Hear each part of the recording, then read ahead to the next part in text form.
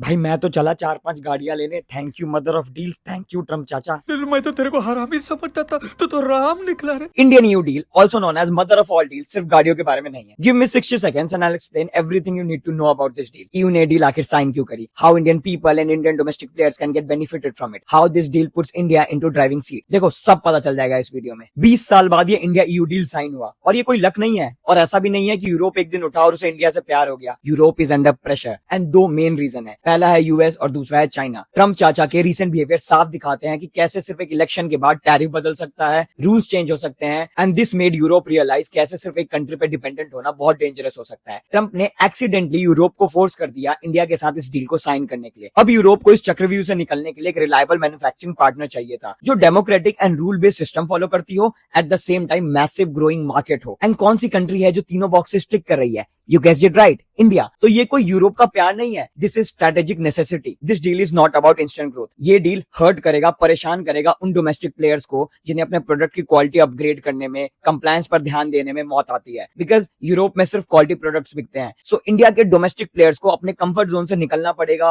और अपने प्रोडक्ट्स को बेहतर करना पड़ेगा। इस डील से सिर्फ एक्सपोर्ट नहीं बढ़ेगा, सिर्फ इंपोर्ट ड्यूटी कम नहीं होगी या फिर गाड़ियों और शराब के सिर्फ रेट कम नहीं होंगे। अब इंडिया यूरोप के सिस्टम का एक पार्ट बन जाएगा। Now factories in Europe will depend on India inputs to function and guys this is power. India Europe के डिफेंस सप्लाई चेन को कंट्रोल करेगा और कोई भी कंट्री किसी चीप पार्टनर को अपनी डिफेंस सप्लाई चेन नहीं चलाने देगी until they trust the country. This shows India is reliable for trade and this shows power of India and it's good for us.